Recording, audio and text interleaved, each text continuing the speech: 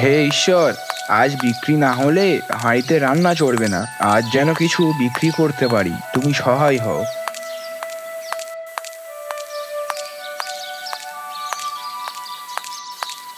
আজ মনে হয় মদন বেটা সব বিক্রি করে ফেলেছি, আর আমার কিছু বিক্রিই হলো না।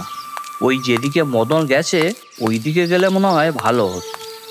যেই ভাবনা সেই কাজ। মদন যেদিকে গেছে লালটুও সেদিকে যেতে লাগলো।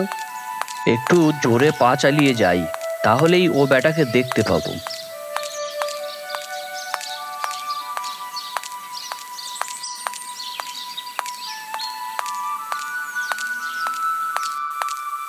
আরে ওইটা মদন না? যাই একটু তাড়াতাড়ি।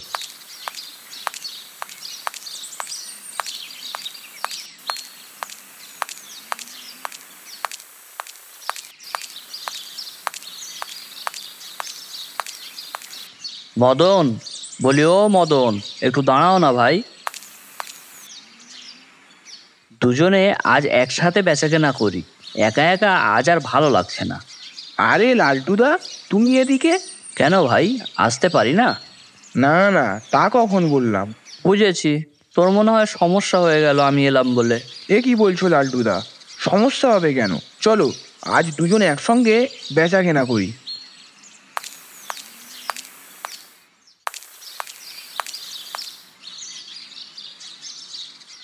দুজনের ঘুরতে ঘুরতে সন্ধ্যা হয়ে গেল, অথচ কারোর কিছুই বিক্রি হলো না। এদিকে তারা অনেক দূর গায়ে এসে পৌঁছালো। ভাই মদন, বেচা কেনা তো কিছুই হলো না। এদিকে সন্ধ্যা হয়ে এলো, অনেকটা দূরেও চলে এসেছি, এখন বাড়ি ফিরবো কি করে? তাই তো ভাবছি লালটুদা, এদিকে তেমন ঘর বাড়িও দেখতে পাচ্ছি না। চলো দেখি সামনের দিকে যাই, যদি কোনো থাকার জায়গা পাই।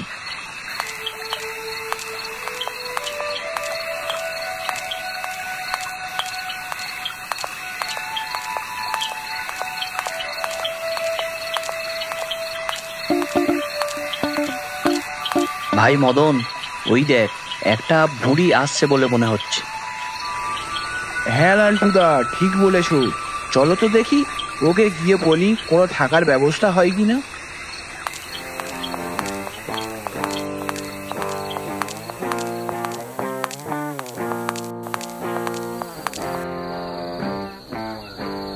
তোমরা কারা? এই ভর সন্ধ্যাবেলা এখানে কি করছো? এখনই বাড়ি ফিরে যাও, এখানে তোমাদের থাকাটা একদম উচিত নয়। বুড়িমা, আমরা অনেক দূর গ্রাম থেকে এসছি, সন্ধ্যা হয়ে গিয়েছে বলে তাই বাড়িও ফিরতে পারছি না। তোমরা আমার সাথে তাড়াতাড়ি পা চালিয়ে চলো, বাইরে বেশিক্ষণ থেকো না।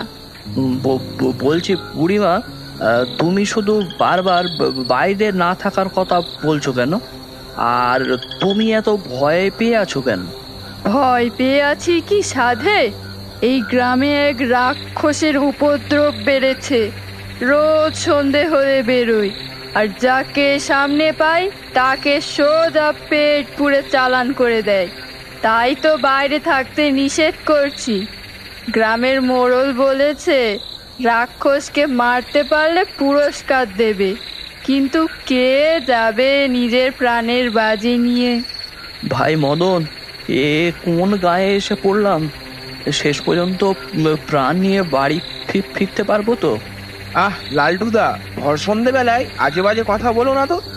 এই ঘাটের মরা, কাঁদবি পরে, আগে পা চালিয়ে আমার বাড়ি চল, না হলে রাক্ষসের পেটের ভিতরে বসে বসে ডুগডুগি বাজিয়ে কাঁদতে হবে। এখন চল। হ্যাঁ হ্যাঁ বুড়িমা, চলো।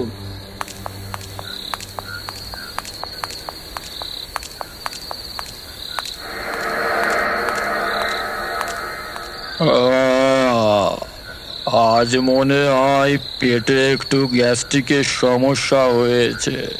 কাল একটু বেশি ভুঁড়িভোজ হয়ে গেছে।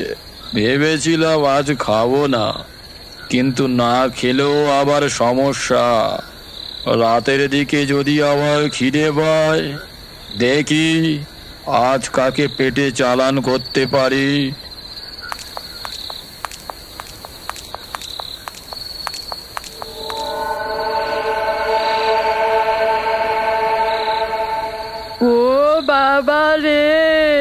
ওই তো সেই রাক্ষস, যেটা ভয় পাচ্ছিলুম সেটাই হলো। যেখানে বাঘের ভয় সেখানে সন্ধে হয়।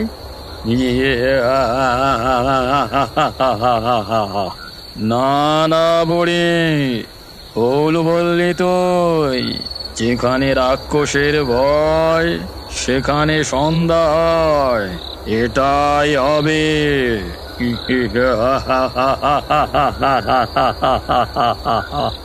ভাই মদন, পালাও, না হলে আজ আর রক্ষে নেই।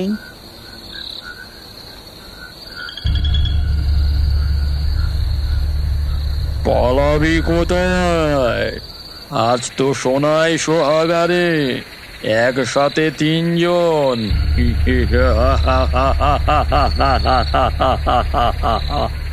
বলছি রাক্ষস দাদা, বুড়িমাকে ছেড়ে দাও, ওনার বদলে তোমার সঙ্গে আমাকে নিয়ে চলো। ভাই রাক্ষস, এই এবার আমাকে ছেড়ে দাও। মদন তো যাচ্ছে তোমার সাথে। আচ্ছা, বুড়িকে না হয় ছেড়ে দিচ্ছি, ওর শরীরে কিছু নাই, ওকে খেলে আমার হাড়ে জং ধরে যাবে, কিন্তু এই বেটাকে ছাড়বো না। ওর চেহারাটা বেশ নাদোষ নদোষ আছে, কাল ওকে খাবো, তাহলে কাল আর বেরোতে হবে না শিকারের জন্য। সে তোমার যাকে ইচ্ছা তাকে খেও, তার আগে বুড়িমাকে ছেড়ে দাও।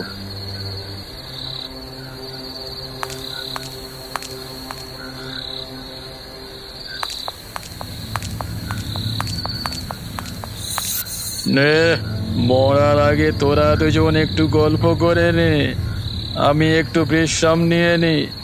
আমার গ্যাস্ট্রিকের সমস্যায় পেটের মধ্যে ফুটফুট করছে, বড় কষ্ট। ও এই ব্যাপার, ঠিক আছে, তুমি যদি চাও তোমার গ্যাসের সমস্যা আমি এক্ষুনি ঠিক করে দিতে পারি। সত্যি পারবি তো? ভেবে দেখ। আমি কি তোমায় মিথ্যে কথা বলছি? যদি না ঠিক করে দিতে পারি তাহলে আমার নামও মদন নয়। এই মদন, তোর কি মাথা খারাপ হয়ে গেল নাকি মরার ভয়ে? তুই কোথায় পালানোর চেষ্টা করবি তা না, উনি আবার বসেছেন এখন রাক্ষসের গ্যাসের সমস্যা সমাধান করতে। তুই কি বদ্যি নাকি?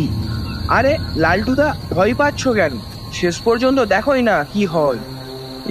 এ বেটা নিশ্চয়ই পাগল হয়েছে। হে ভগবান, তুমি আমাকে বাঁচাও। রাক্ষস দাদা, কিছু জড়িবুটি লাগবে, তুমি একটু বিশ্রাম করো, আমি ওই গুহার ভেতর থেকে নিয়ে আসছি। আচ্ছা, বেটা তাহলে এইভাবে পালানোর ধান্দা করছে। আমার রেখে পালানো অত সহজ নয়। মদন, আমিও তোমার সাথে যাব। তুমি তো সব পাতা চেনো না, আমাকে সাথে নিয়ে চলো, আমি চিনিয়ে দেব। আর তোরা যদি পালাস, আমি কি করব তখন? তুমি আমাদের ঝুড়ি দুটো রেখে দাও, তাহলেই আমরা আবার ফিরে আসবো। তা বেশ বেশ, বলছিস, তা যা তাড়াতাড়ি।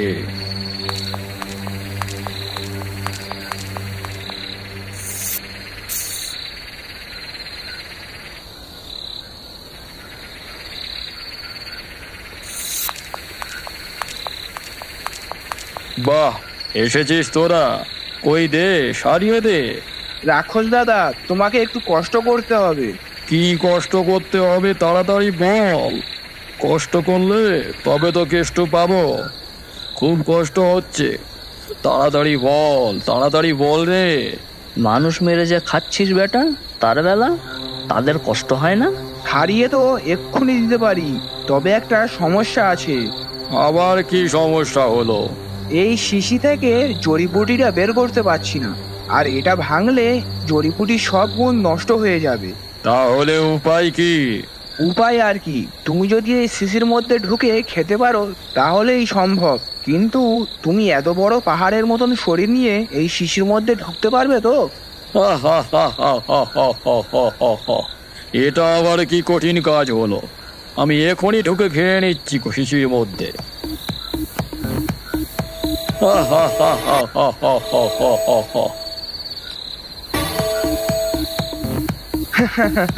রাক্ষস বেটা, এবারে এই শিশির মধ্যে বসে জড়িবুটিগুলো খেয়ে লম্বা ঘুম দাও। তারপর গ্রামের মোড়ল মদনকে পুরস্কৃত করলো আর ওই গ্রাম থেকে রাক্ষসের ছায়া চিরতরে চলে গেল।